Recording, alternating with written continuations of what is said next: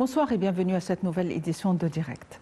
Aujourd'hui, nous allons aborder plusieurs volets, à commencer par l'appel ou les entretiens par visioconférence établis par le chef de l'État, le président Abdel Fattah al-Sisi, avec le Premier ministre grec Kyriakos Mitsotakis, en présence des ministres des deux gouvernements. Nous allons aussi passer en revue quelques nouvelles concernant la Russie et l'Ukraine et la situation tendue et cette guerre et qui a déclenché il y a plusieurs jours. Donc nous allons passer en revue les dernières informations et la dernière mise à jour.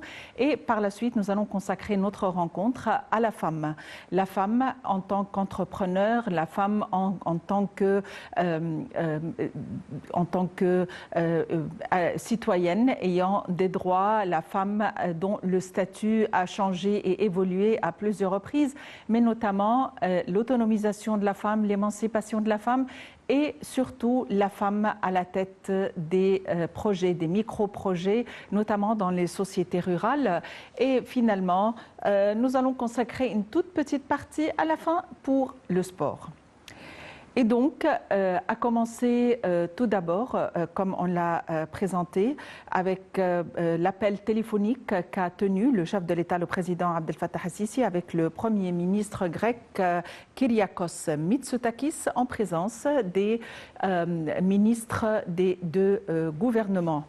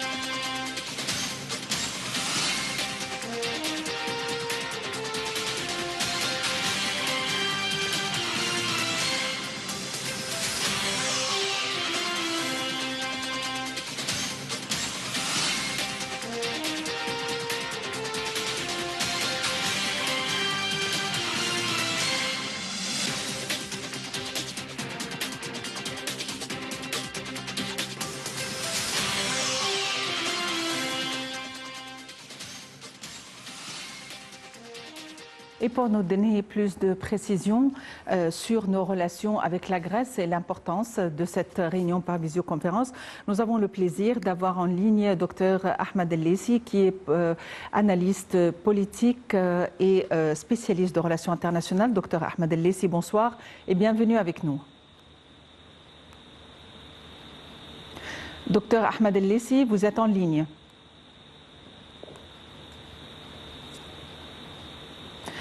Apparemment, là, il y a un petit incident technique. Nous allons retrouver Dr Ahmed El-Lessi dans quelques instants.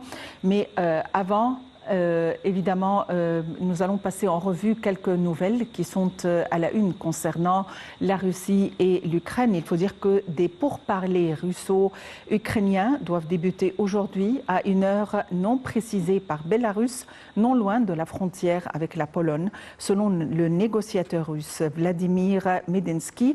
Et la présidence ukrainienne a confirmé une délégation était en route. Il faut dire aussi que les ministres européens de l'Intérieur réunis aujourd'hui à Bruxelles espèrent être en mesure d'adopter d'ici quelques jours un statut offrant une protection temporaire aux Ukrainiens fuyant la guerre, mais sont divisés sur l'accueil des réfugiés d'une nationalité, d'une autre nationalité ou d'autres nationalités. Par ailleurs, le sous-secrétaire général de l'ONU aux affaires humanitaires a fait part de son inquiétude alors que la violence devient plus intense et que les combats se concentrent dans des centres urbains.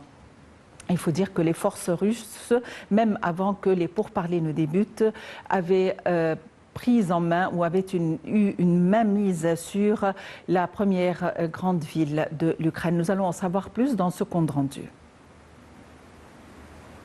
Les Ukrainiens ont confirmé dans la nuit de mercredi à jeudi l'omniprésence de l'armée russe à Kherson, métropole de 290 000 habitants, proche de la péninsule de Crimée, que Moscou avait annoncé avoir capturé mercredi matin après de violents bombardements. Dans le nord du pays, Kharkiv, deuxième ville du pays proche de la frontière russe, est déjà frappée par des bombardements meurtriers mardi et mercredi, a été pilonné toute la nuit. L'Organisation pour la sécurité et la coopération en Europe, l'OSCE, a annoncé mercredi soir qu'une membre ukrainienne de sa mission locale avait péri dans les frappes de mardi. Des pilonnages russes à Izium, à 120 km au sud-est de Kharkiv, ont fait 8 morts, dont 2 enfants selon les autorités locales. L'avancée militaire russe intervient alors que des négociations russo-ukrainiennes doivent commencer jeudi à une heure non précisée dans un lieu au Bélarus, non loin de la frontière avec la Pologne. De premiers pourparlers lundi à la frontière ukraino-bélarusse n'avaient donné aucun résultat tangible. Kiev réclamait l'arrêt immédiat de l'invasion, tandis que Moscou semblait attendre une reddition. Les États-Unis vont soutenir des efforts diplomatiques de Kiev pour obtenir un cessez-le-feu avec Moscou, a déclaré le chef de la diplomatie américaine Antony Blinken. Le secrétaire d'État qui sera dans les prochains jours en Pologne, dans les pays baltes et en Moldavie, pour réaffirmer le soutien des États-Unis face à la Russie, a alerté sur un coût humain d'ores et déjà ahurissant. Après d'autres pays européens, la France a appelé ses ressortissants, dont la présence n'est pas essentielle, à quitter la Russie. L'isolement de la Russie dans ce conflit est apparu clairement mercredi à l'Assemblée générale des Nations unies. Les 193 pays membres ont voté à une écrasante majorité une résolution qui exige que la Russie cesse immédiatement de recourir à la force contre l'Ukraine.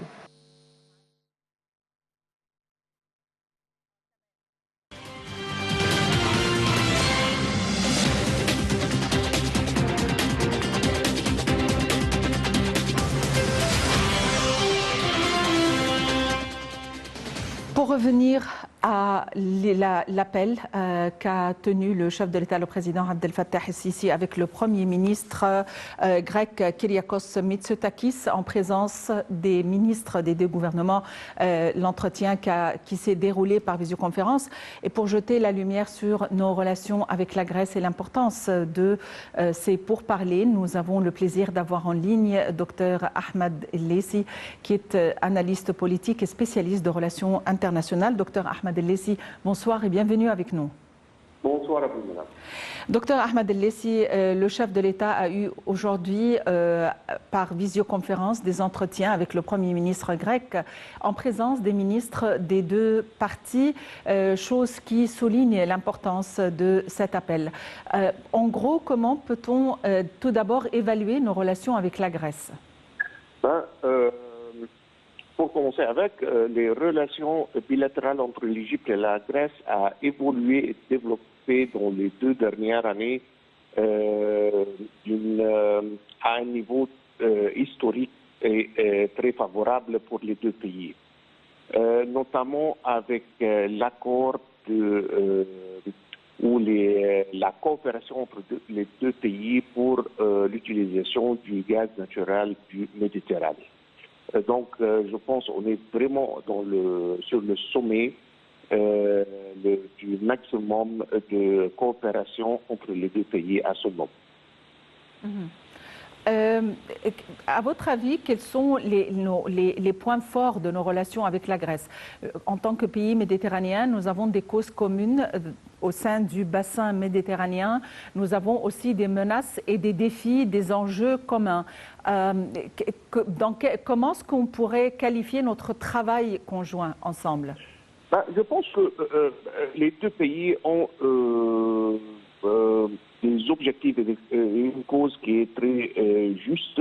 On est intéressé que chaque pays, avec l'évolution qu'on est en train de subir avec les nouvelles découvertes du gaz naturel dans nos mers, donc on est en train de trouver que cette partie est en train d'avoir une importance économique qu'on n'était pas au courant il y a quelques années. Donc là, notre cause est très très juste que on doit garder et respecter les lois internationales pour que chaque pays puisse utiliser les biens naturels qui se trouvent dans son domaine, comme le domaine est défini par les accords internationaux et les lois internationales. Là, on a trouvé qu'on a été, je ne veux pas dire de menace, mais quand on trouve que la Turquie vient et essaye de tracer des lignes avec la Libye, avec la façon la plus bizarre du monde qu'on n'a jamais vue historiquement, pour qu'elle puisse se créer, soi-disant, des frontières maritimes avec la Libye pour qu'ils puissent demander un part des découvertes du gaz naturel dans le Méditerranée. Ça, on trouve que c'est un peu bizarre. C'est pas comme ça que les choses se passent. On peut pas inventer de nouvelles lois ou de nouvelles façons de tracer les comment dire les lignes entre les pays et les territoires de droit économique des pays, surtout les maritimes. Donc là, l'Égypte et la Grèce, nous sommes sur la même page, qu'on doit utiliser comme référence les lois internationaux et on respecte tous les accords internationaux.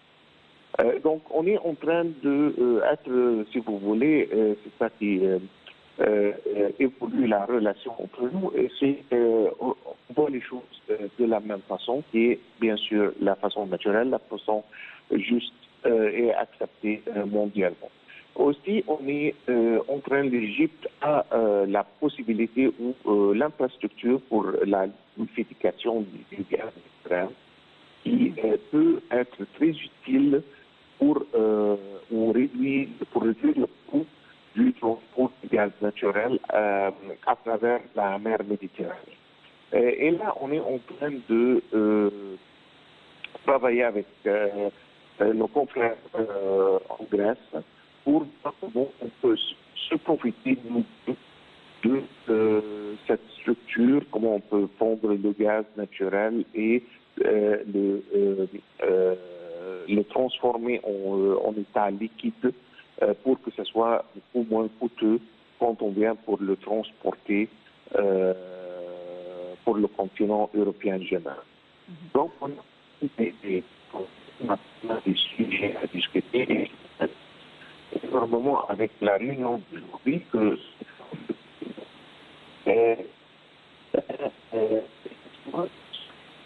la réunion, hein, c'était pas une réunion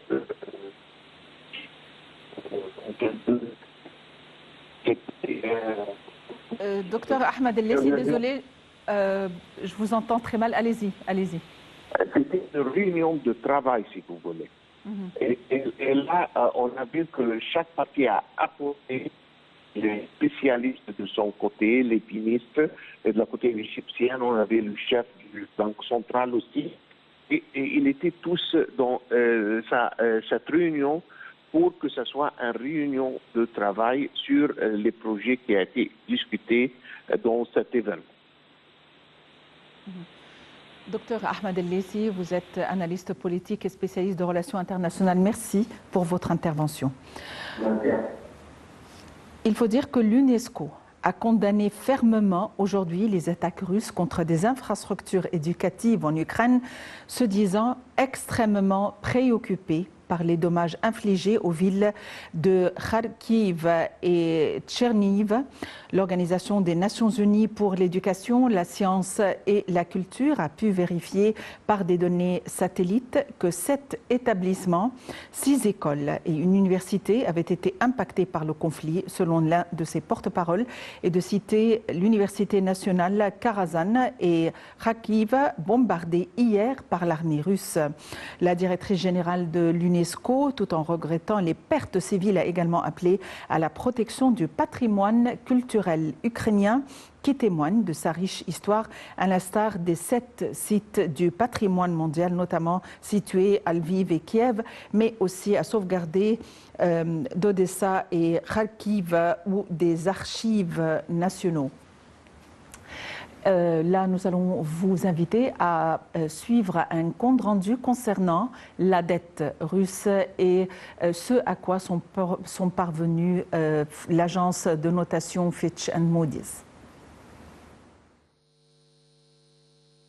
Moody's a fait passer la note de dette à long terme de la Russie de BAA3 à B3 et indique maintenir sa surveillance face aux sanctions imposées par les pays occidentaux à la Russie, tandis que Fitch l'a abaissé de BBB à B, assorti d'une perspective négative. Ces notes placent la dette de la Russie dans la catégorie des placements spéculatifs. Je cite, « L'abaissement de plusieurs crans de la note de la Russie et le maintien d'une surveillance ont été déclenchés par les lourdes sanctions que les pays occidentaux ont imposées à la Russie, notamment contre la Banque centrale et les grandes institutions financières russes en réponse à l'invasion militaire de l'Ukraine, précise Moody's dans un communiqué.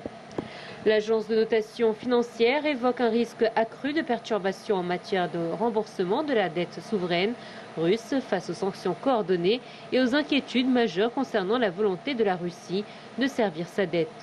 Parmi les mesures économiques décidées contre Moscou, l'Union européenne a confirmé que cette banque russe serait à compter du 12 mars exclue du système de messagerie SWIFT, un rouage clé de la finance internationale, tandis que la Banque mondiale a coupé tous ses programmes d'aide en Russie et au Bélarus. Fitch indique quant à elle s'attendre à de plus amples sanctions contre les banques russes. L'agence affirme que dans le cas d'une prolongation du conflit, dans un contexte de plus faible croissance économique, le risque d'instabilité politique en Russie est d'autant plus important. L'agence de notation Standard & Poor's avait déjà abaissé sa notation pour la Russie la semaine dernière, la faisant aussi passer dans la catégorie spéculative, évoquant le risque accru de sanctions.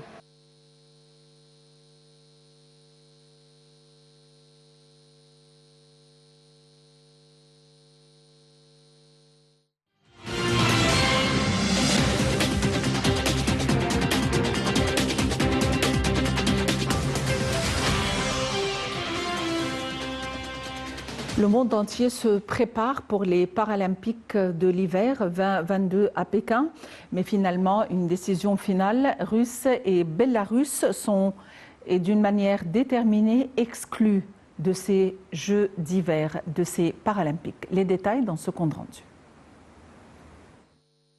Moins de 24 heures pour changer d'avis sous la pression, le Comité international paralympique, le CIP, a finalement décidé d'exclure les sportifs russes et bélarusses des Jeux d'hiver qui démarrent vendredi à Pékin. Le CIP avait annoncé mercredi que ces sportifs pourraient participer aux Jeux sans bannière neutre, une décision contestée dans plusieurs pays.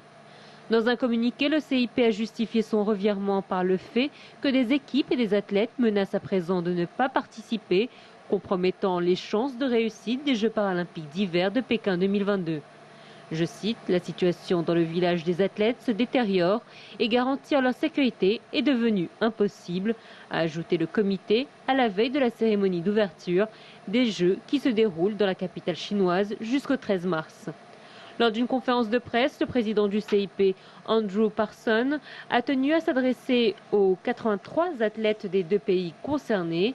Je cite, « Nous sommes désolés que vous soyez concernés par les décisions que vos gouvernements ont prises la semaine dernière », a-t-il déclaré en référence à l'offensive déclenchée par Moscou en Ukraine avec la coopération du Bélarus. « Vous êtes les victimes des actes de vos gouvernements ». Fin de citation. Mercredi, sa décision initiale de laisser les deux pays courir avait été vivement critiquée. À la suite de l'invasion russe en Ukraine, le Comité international olympique, le CIO, a accusé la Russie d'avoir brisé la trêve olympique.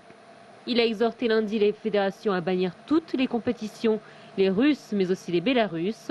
La Fédération internationale de football, la FIFA, a ainsi exclu la Russie de la Coupe du Monde 2022. Et de nombreuses fédérations, athlétisme, patinage, rugby, boxe, natation, ont annoncé des mesures d'exclusion visant les sportifs russes et bélarusses.